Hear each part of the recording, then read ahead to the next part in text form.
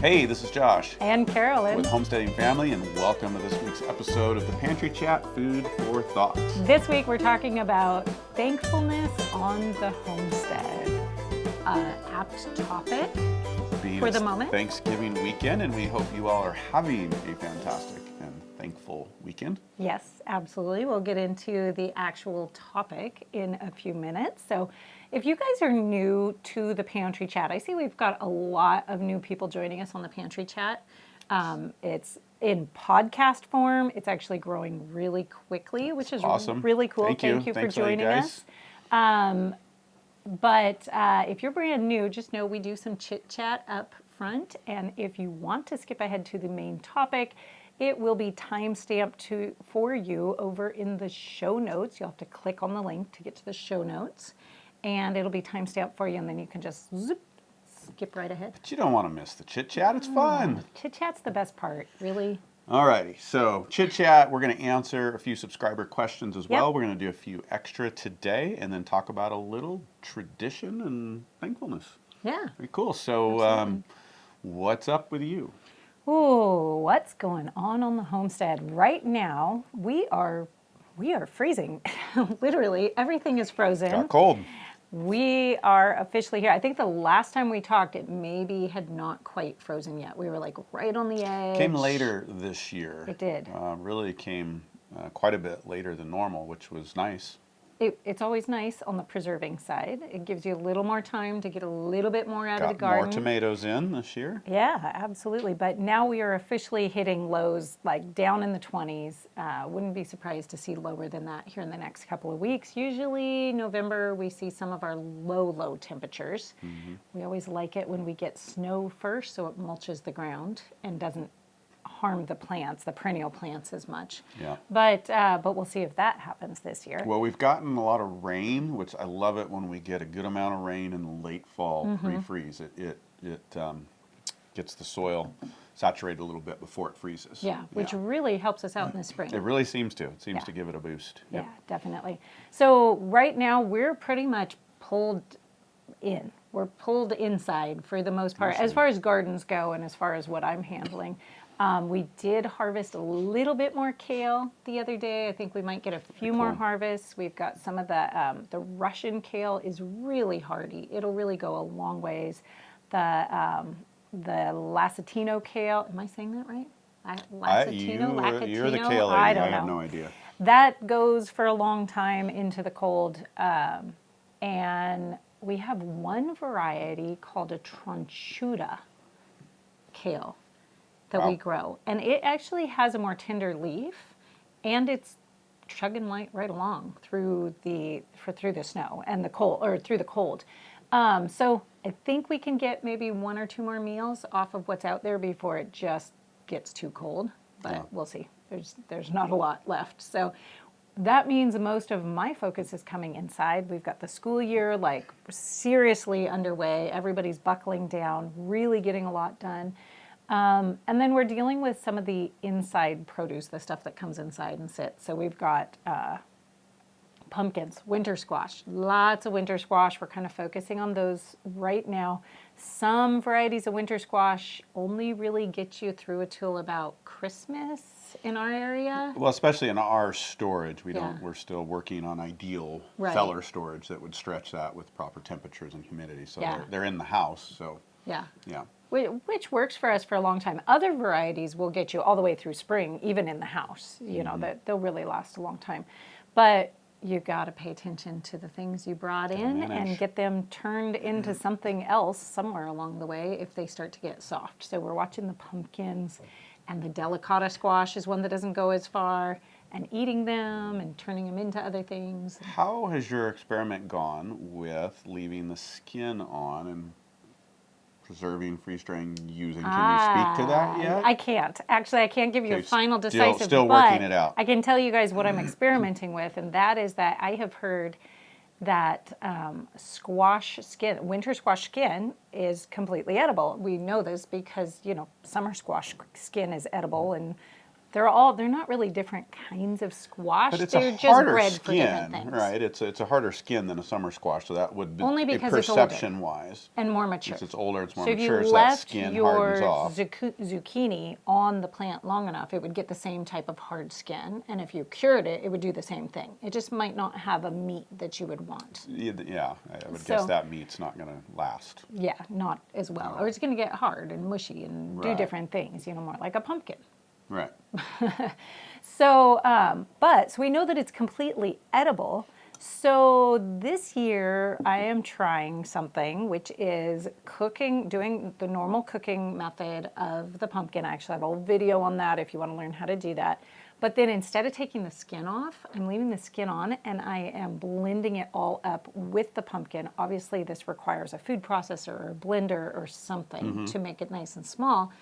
And then I'm freeze drying it, which I've started going to freeze drying most of the squash before we eat it, just because you can powder it and you can get it silky smooth when you rehydrate it, which, for a side dish for dinner, a savory, that's not a big deal. But if you want it for pie, being able to have that pie that is completely silky smooth, Makes a that's good, really good. pie. Yep. So I've heard that doing this just intensifies the pumpkin flavor and the nutrition and the good fiber. So we're trying it. We're going to see what we get. But we have it freeze dried, but we haven't tried tasting it yet. Used it We yet, haven't yeah. used it yet. So. Well, and there's another way to extend the use of pumpkins, right? Yeah. If you want pumpkin throughout the year. Right. Because usually we don't preserve them a whole lot of other ways. Yeah. I think, can you can them?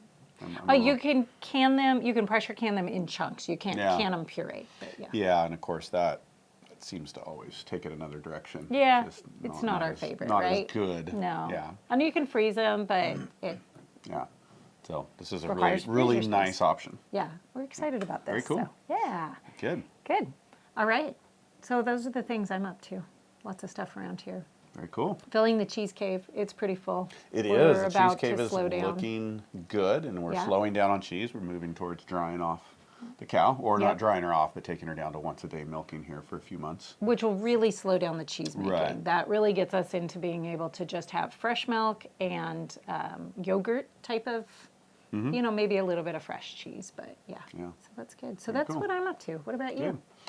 Well, I am presently wrapping up the outside of the property, getting ready for winter. Right. Hopefully by the time you're seeing this, we're done, because my goal is always Thanksgiving to have everything outside pretty much shut down and into winter mode, which means temporary fencing in, hay, wood shavings in for the barn, which that's almost wood shavings and hay is all in. Temporary fencing is coming down. Most of the animals in, except for the beef cows. We'll push them a little bit longer till the snow gets deep and feed them out on the field, even when it gets a little bit deeper. So really just wrapping up and getting into winter mode, wrapping up some projects. The barn has been a multi-year project that I'm hoping to wrap up next year and kind of have it in its pretty close to permanent form. So we got a few That's details exciting. we have to wrap up here in order to have all the animals organized how we want them this year. We've got more animals going on than we've ever had. We've added Yeah. goats to the farm, and we're planning to breed and I guess kid those. We'll have some kids Yes. later this winter, along with some lambs and some calves. So kind of just getting all ready for that and get buttoned down so that we can go into a winter mode, which Yeah. really does on the outside ease up. We have our chores organized, everything's consolidated, and it's mostly just managing feed and manure Yeah. for the winter. That's good. This is Josh's special permaculture barn. This is Yeah. it's kind of it's got a lot of really cool features to it that hopefully are helping make managing the barn a lot easier. It's the getting animals. better every year. It's a bit of an experiment, applying movement, some of Joel Salatin's deep bedding methods, and just applying these things to our situation and our environment, which we pretty much got to be in the barn 5 months of the year. Yeah. My goal is to get it down to 4 and get better at stockpiling feed, pushing animals through, but we're not there. We're between 6 and 7 right now. Yeah. And For those of you guys who don't know, we are in the very far north of Idaho, and we have a lot of winter around here. we do. Yeah. So yeah, that's just getting ready for winter, and it's going good. What about hunting? It is hunting It is season. hunting season, so I'm not getting out as much as I would like. I got out the other day and missed a chance at a nice buck. It's a whole lot of does, and so that hopefully this weekend, Hopefully. getting a little more opportunity to get out there and get a little venison in. So And- far, we've gotten one buck and an elk in. Two, our sons have gotten out. Yeah, and the have been able boys to get have. those. Yeah. So, Yep. So got a little red meat in the freezer, and yeah. the butchering should be all done here too, which we are outsourcing this year. We were going to do a little more in house, but things get busy, and it's good to remember as homesteaders we often want to do it all, and it's definitely good. We need to know how to do these things. But sometimes you got to choose your battles, and this year there's just so much going on that we just decided to go ahead and outsource all of the butchery besides the chickens and turkeys. And so that those guys are hanging. We're waiting to get them back. All right. Yep. Sounds good. So good stuff, rolling along. Very, very, very thankful for the year. It's and where fun we're at. being on, and this kind of leads into the Thanksgiving idea, thankfulness. It's always exciting to be on the inside of the harvest season, right? Yeah. You just look around, and I mean, there are piles of winter squash up in our dining room, literally, like Right. piles of it. And the cheese cave, I'm looking at 12 wheels of cheese sitting right here off screen, and the pantry is completely filled with jars of between canned foods and fermented foods, and it's really exciting. And bringing in all the meat, the freezers are filling all up, and that's a big deal, you guys. It's good to take a moment and really dwell on that, and that's a lot of hard work. That's a lot of give yourself a pat on the back for doing it, but also just so much to be thankful for. And remember, it's sometimes having that food on hand is better than cash in the bank. Oh, and yeah. I'm reading Joel Salatin's new book, Homestead Tsunami. If you guys haven't gotten that, I really want to encourage you to get that. Very, very cool. And he was talking about this, and he was referencing Dave Ramsey, and this is kind of a standard financial recommendation, right? To have 6 months of cash on hand, or Right. supply backup, emergency, whatever, and good recommendation. But part of the thought there was maybe it's better, not that you don't want to do that, but it's better to have that much food on hand, Yeah. and as a backup, and not just for winter, Absolutely. but just for any time of the year in these increasing times of you don't know what's coming next. And, Yeah, and inflation. Yeah. Let's be serious. Food's getting expensive. I went to the grocery store the other day for just a few things for a potluck, and I had one bag of food coming out of there, and it was almost $100. Yeah. I was blown away. I've gotten a little lost on grocery store prices just because we do so much from right here. But I was blown away. I was actually kind of horrified and thinking that, gosh, if we were going to the grocery store for most of our food, we would have, I don't know what we'd be making some serious budget cuts. So I'm really thankful that we are growing as much as we are. Yeah. So, yeah. Yep, absolutely. All right, Cool. you want to tackle some questions? Let's dive into some questions. Okay, I think this first one here is for you. Okay. From Taylor on Facebook. Okay. Do you have a Pantry Chat episode about how to move jars? I'm about to move over 1,000 miles and not sure how best to move all of our preserved food. Wow, well, we've done that a few times. We have done that a few times. I don't think we have an actual pantry chat on how to move jars. I think we've talked about it a few times. But we've moved across country 1, 2, 3, 4, 5 times at least that I can think of with jars of food, with a lot of jars of food.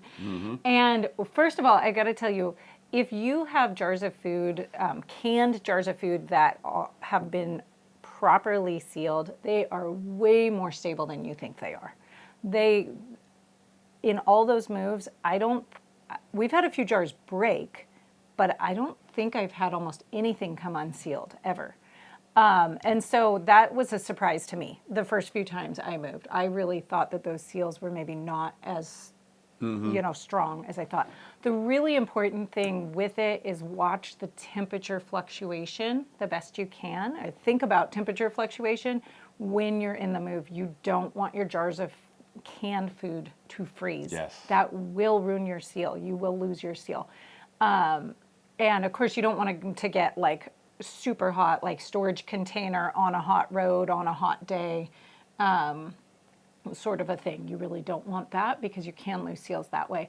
But aside from that, if you just pack them really tightly into a box, it is probably going to be just fine. If you can get, and they're hard to come by, if you can get the actual boxes that they used to come in, Yeah. we've been places where we could actually get the boxes with little cardboard dividers, they're fine just going in that. If you can't, you got to put them in a regular box and just pat them with some newspaper or a little bit of filler or something. I have, for one move, I did go to Uline and I bought the little dividers for them. But since I've now moved other times without them, and I've found that you just don't need them. Yeah. That just packing them tightly into a box is going to do really well. And a little strategy, if you are having to move during weather changes, or like you're moving from one climate to another and you're going to experience some weather change in that move, that happens. If you're loading your truck, you probably have a U-Haul or a moving truck, put those things in the center somewhere if you can, so that you have other things on the outside of the truck. That's just, it's going to give you insulation, right? Yeah. It's going to buffer it. Like if you are having to go from, say, the south and you're going to the north and you're moving in November or December, then just pack those inside, not on the edges, but on the inside of the truck, and that's going to help protect that great thought. from that temperature change, buffer it. Yeah. Okay, let's see. I Kelly- think most of these are questions for me today. Yeah, that's what it's looking like Yeah. here. Kelly Cooper on the best herbs to use in an emergency. Can salves be stored in BPA-free tinted plastic jars, or do you recommend glass? Okay, so I generally recommend glass, or if you can get the good quality little stainless steel tins, that's another good thing to put them in. If you feel like you need to put them in plastic, I think the thing to realize is just because something's BPA doesn't mean it's okay for you. They've changed to some of the other types of plastic that are actually just as bad for you. I think there's BPE and BPS are kind of what they just shifted to because the public got all worried about BPA. And they have just as many health problems with them. So BPA is a step, maybe? Not really. I mean, it's awareness for the public, right? So that's good. But your best answer is just to stay away from plastic. However, your salves are not acidic. They're, they should be okay in a plastic if you feel like you need to go that way. I think a good rule of thumb for this and a lot of things too, just from the big picture, is we're always striving for the ideal, but as homesteaders, we also need to use what we have and be okay that it's not always ideal. Yeah. Better to have a good homemade salve, something you like, to be able to solve problems at home without going to the doctor right away, in a less desirable container than the ideal container. And then eventually, hopefully, we get to the ideal. Absolutely. Good thought. Let's see here. CN Steph 2 on throw away your condensed cream soup cans asks, can you just freeze dry the fresh stuff and rehydrate it later for use? Yes, you can. If you have a freeze dryer, you can absolutely just make up the fresh version of, quick soup, a cream of whatever soup, and then freeze dry it. Just know that it does have some amount of fat in it. So, you're probably talking, you don't want to start for much more than probably, I'm going to guess about 3 months is really what I'm going to say. So it's not really a long-term storage item because that fat just doesn't, it still stays fat. It's still fat. So even after being freeze-dried, which is going to go rancid. So as long as you use it quickly, absolutely. If you want to extend the life, store it in the freezer, in your Mylar bags, or in an airtight jar, making sure that you let it come to room temperature before you open the container so you don't get condensation inside. But yeah, the fresh stuff, the flavor is like through the roof better than the, shelf-stable powdered stuff. Yeah, So. Very cool. Yeah, even the homemade versions. So this one is one for you. Mm-hmm. Okay. Homesteading Crazy on Homesteading Resilience videos asks, do you use your fruit tree trimmings? Do you smoke meats? So just wondering. You do smoke meats, so just wondering. Yes, so we do smoke meats with it, and apple is great, fantastic for that. Now, you only need so much. Yeah. Eventually, we're going to have a larger smokehouse. We have the beginnings of it. Probably take a couple years to finish it, and we'll be able to use a lot more. So definitely apple for smoking bacon or any meats is wonderful, but you can only use so much of that, so it kind of depends. Now, we just planted a whole lot of fruit trees, and we have some older ones. I'm always trying to minimize trimming. Yeah. Trimming the trees. I'm trying to shape them so I don't have to trim them every single year. That is a lot of work. I'd rather have more fruit trees and less trimming and get more fruit from more trees. But when you're trimming them, the other thing to do with them besides smoking that I like primarily is just chipping them and using them. We have no lack of need for wood chips on the homestead for building soil, managing manure, filling pathways. So chipping is really the next option. Absolutely. I mean, I think you could probably get some creative with some arts and some other things for uses. Oh, yeah. But depending on your fruit trees, they're not always the straightest, most user-friendly branches, really. Yeah. In general, regular printing. My tongue feels thick Pruning? today. Pruning? Pruning, yeah. Pruning, Maybe my not brain is printing. thick. But, you know, you're bringing up a really important idea here, and we kind of, you know, we're playing always with ways to make what we're doing on the homestead more efficient, Yes. right? And Yes. easier year after year. And, you know, if you want a highly productive single tree, the advice out there is prune, prune, prune, right? Which I would say, if you're in Absolutely small does scale it. and you need to maximize production and you only got a couple trees, then there's definitely very, very good reasons for very strategic pruning. Absolutely. But we also know, if like driving around here, there's some old trees that are totally abandoned and forgotten about, you know, For apple many trees. decades. Have not been pruned aside from winter storms. Mm-hmm. And they're still very productive. Now, maybe not as productive, but still very productive. We've got one on the farm, and it's very productive. Maybe 80-year-old tree, huge old apple tree. We've not really done very much to it. It's gotten pruned in storms. Yeah. But you know, still very productive. So the other side of that equation is, if you have space for a few apple trees, you don't need such a high, or a few more trees. You don't need such a high yield off of each tree, and you don't want to do as much work. Shape them right when they're young so that you can maybe not do all that work and get all of those prunings. Well, and think about aging as well. And we get a lot of questions about aging on the homestead. You want to reduce your work. Yeah. So, It's a good method. you know, you don't want 10 trees that you've got to prune every year. Yeah. Yep. Right. Thankfulness on the homestead. First, let's talk about Thanksgiving for a second first. Sure. And like what we're doing and what, you know, by the time you guys see this, you will have hopefully had a wonderful Thanksgiving. And hopefully we have too. And hopefully we have too. We're Well, we haven't assuming had so. it yet. So we'll talk about plans and just real quickly a few family traditions and some of the things that we do to remember thankfulness. on Homestead. Absolutely. It is my favorite time of the year. It's my favorite holiday. And I guess a lot of that's because nobody's figured out how to commercialize it very well yet. It just still seems humble. It's family. It's good food. And what gets better than that? Yeah, and good friends usually, because we Yeah. usually leave a few seats at the table for some guests. Yeah. And plus we get to have some other fun, like shooting guns and blowing stuff up and bonfires. There's always fun stuff going on Thanksgiving weekend. We don't tend to, I know a lot of people decorate for Christmas, right, on Thanksgiving weekend. We don't really do that. And I think between it being one of Josh's favorite seasons with the Thanksgiving time, it's one of my favorite seasons. Fall is just altogether my favorite season. I love the decorations. I leave the decorations up as long as I can. I love the colors of the trees and the crispness of the air and the bonfire, like all of it.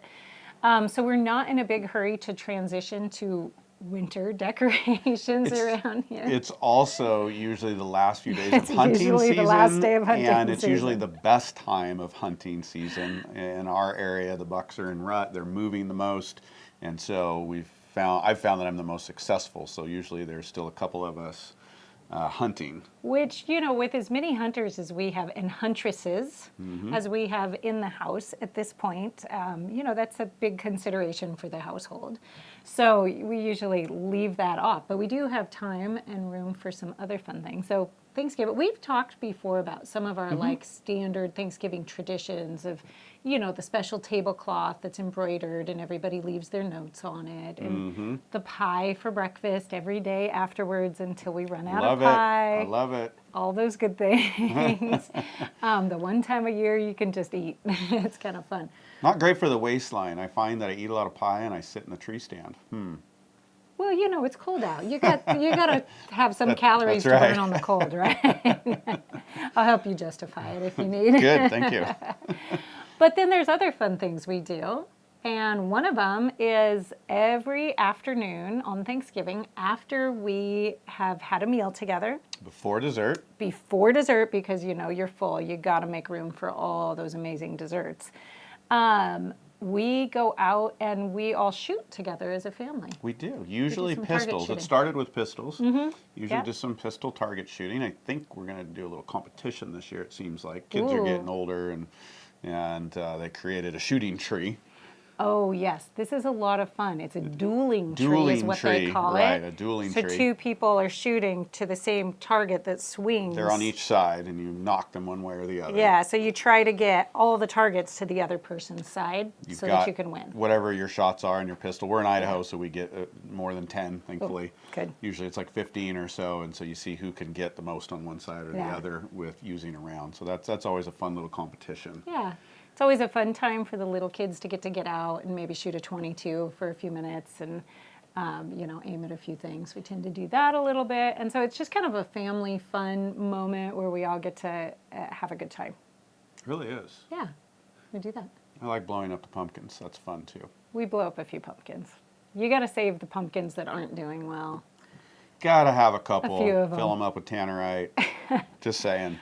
For those of you guys who don't know what tannerite is, it's a small explosive that is just made for being aimed at and shot. Yeah, And it it's- doesn't do a big fire explosion. And here it's ready. We can buy it. We can buy it at the sporting over the goods place, store. I yeah. know some places you probably don't have access to that, but a lot of places you do, and it's fun. I don't know. It kind of sounds like a cannon going off in your front yard. It does. We had neighbors when we first moved up here, and I feel like that was Thanksgiving weekend. I don't remember, but all of a sudden it sounded like the Civil War down in the valley below us. Yeah. And we didn't know. We did not know about tannerite. We weren't familiar with it. And we were like, what in the world are they must is like going really have on? cannons that they're shooting. And we learned later what they were doing. Yeah, And absolutely. so we have a little fun with that now. So anyways, that's always a really fun thing that we do in the afternoon. It's a great way to get out of the kitchen for a few minutes, get a few fresh breaths of air before the sun goes down. It gets dark, which of course happens so early here this time of year. It's like 4 o'clock and it's getting dark already. Yeah. Somewhere in there, 4:30. And then we get into the house for our pie and dessert and some fun fellowship after that. Usually a lot of games and different things like that. Yeah. One other one that kind of leads into the subject that we do is we always take time around the table with everybody sitting to everybody take a turn to talk about one thing that they're thankful for. And something we do around the table, usually dinner time. Maybe sometimes it's dessert, but usually it's dinner Usually while it's we're, dinner, we're still yeah. collected. Yeah. And so we wanted to take a few minutes to just bring that tradition to you and talk a little bit about a few of the things that we're thankful for. This is, you know, we're going to actually dive into what we're thankful for, but I've got to say, it's so important to take a moment and do this. I know we have this date on the calendar. That's great. It helps us remember to actually take a minute and think about what we're thankful for and think about what we're grateful for. But it's so good to do this collectively, like as a family, Yeah. when you're sitting around with friends, like if you're out at a dinner with a bunch of friends, throw the question out there, what are you most thankful for? And keep this conversation going, not just now, but throughout the year, because it's so easy to get focused on what's going wrong, what's in the news, what problem you're trying to solve, the challenges at work or school or wherever it is you are. it's so easy to get focused on that, and it's just so good for our morale, for our joyfulness, just for our spirits to take a moment and just think about what we're thankful for and grateful for. Really is. Very, very. And there is always, we have a sign on the wall by the front door that says there is always, always, always, always something to be thankful Yep. for. And there really is. No matter what we're going through, there really is.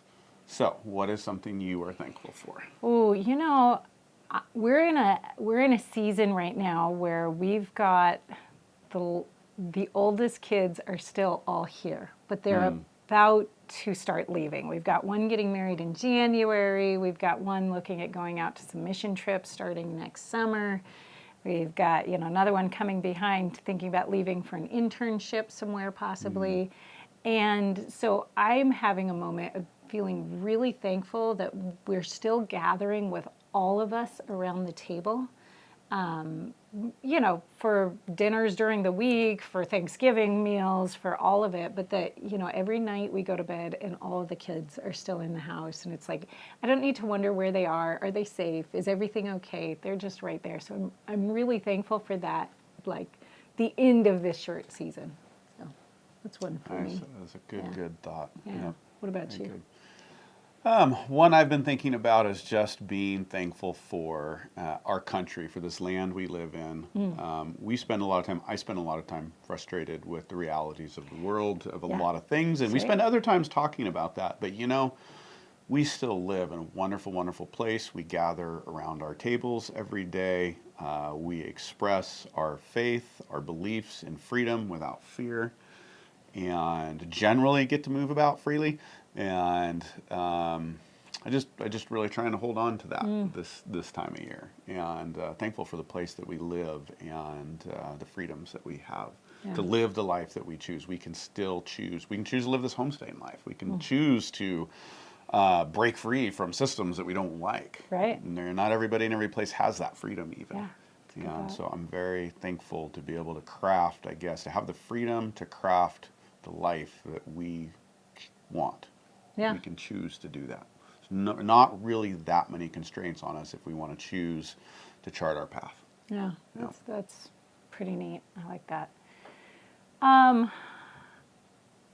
Something that I'm thankful for that we don't really, I don't know, our lives are so centered around it, but we don't really talk about it in this way.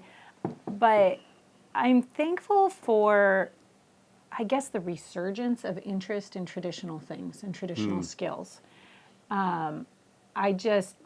Obviously, you guys see all that we do. We really passionately believe in the value of homesteading and of living a life based around some traditional skills. Traditional meaning traditional in the modern sense of, not having to do it all by hand without electricity or anything like that. But so I'm so thankful the more and more people that I see that are stepping into this life and reconnecting with some of those things.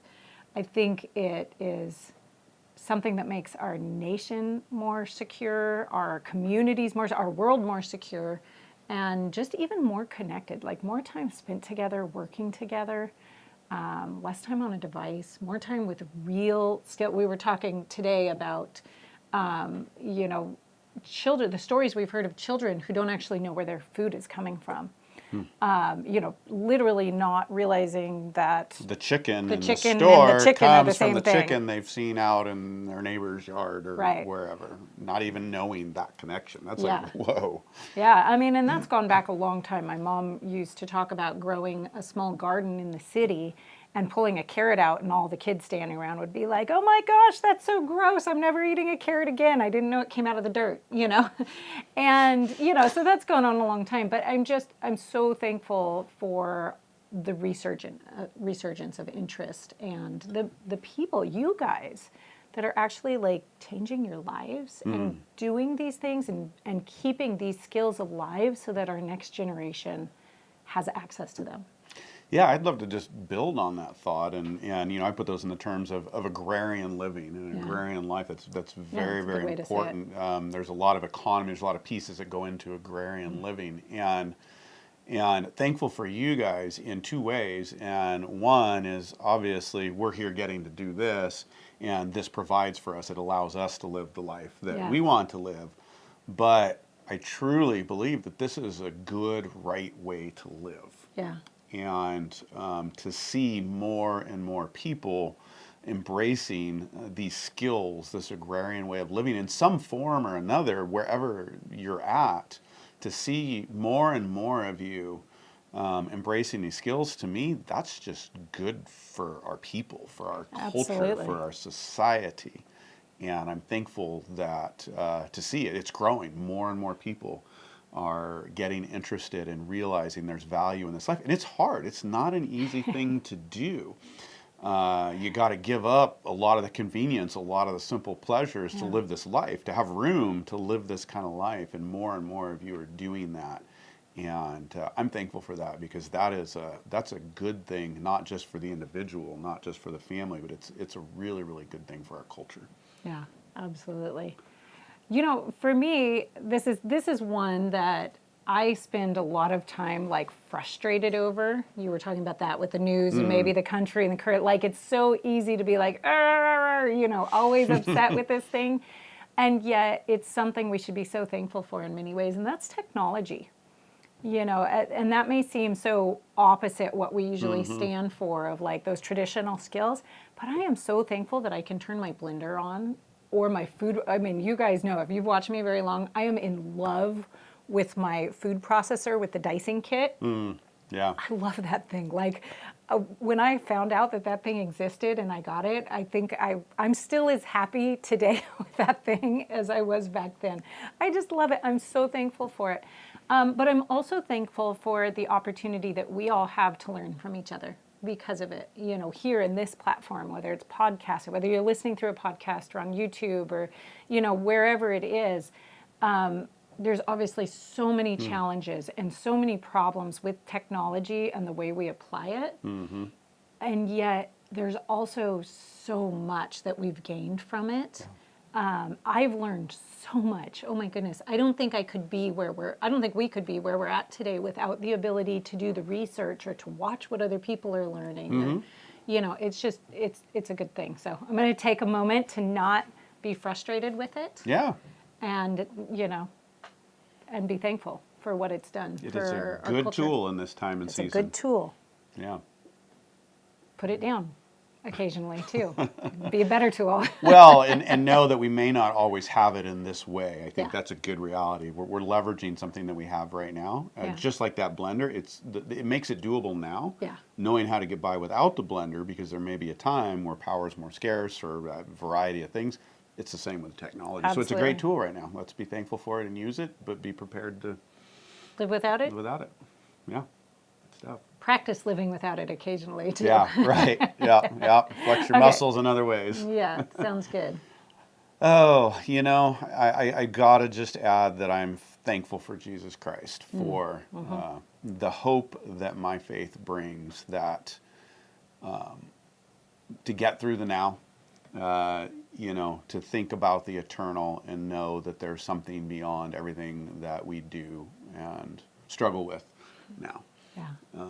That just gives peace and security and hope through all circumstances and all situations. So very thankful for Jesus Christ and what he's done for each and every one of us. Oh yeah, absolutely on that one. And to know when you wake up every morning that you have help by your side. You have something to be joyful about, something to hold on to. That just, in a world that's as crazy feeling as ours is starting to feel, that's important, and that is something we can all be thankful for. Well, and to know that there is truth. There is, you know, I like to tell the kids sometimes, gravity. You know gravity works. If I pick this cup up and drop it, something's going to happen, right? You can guarantee that. And so much of the world is telling us that there is no truth. There is no solid thing to know or believe. And I believe that's false, that there is ultimate truth and real truth and reality, and we can depend on that. And that's to me, that's scary without that. Yeah, the world is. So. The world's a pretty crazy place. Yeah, it really is. Good. One more for each of us. Okay, one more for each of us. Okay, I'm trying to think of like a meaningful. There's so many, right? That it's like it's hard to throw out a meaningful. I am thankful for community. I'm going to say that because that one is really meaningful for us. We've lived in a lot of places where we did not feel part of a community. Yeah. Even though we tried like putting ourselves out there and making connections and getting to know people. And so I'm thankful that we finally found a place where we have community. I'm hopeful that you guys all have found that place where you have a good, strong community and people around you that support you, whether it's family, an extended family, or it's friends, or hopefully you have both. But here we're blessed to have a lot of friends who are like-minded, and I'm just so thankful for that. Very cool. Absolutely. Well, I'm going to be deep and cheesy at the same time and embarrass you. Oh, dear. I'm thankful for you. Well, that's You nice. are awesome. You are an amazing wife, an amazing mom. You are going to embarrass me. Good. Trying to. That's nice. Thank you. But I am very, very thankful for you, and thankful for the life that we have and the family that we have, and that we get to do this together. Yeah. It's amazing. Yeah, You are it really amazing. is. Oh, thank you. So there you go. Be thankful for the people in your lives. We hope you are having a fantastic weekend. Enjoy it. Go deep, but have some fun too. Yeah. And we will see you soon. Bye. And I'm thankful for you too.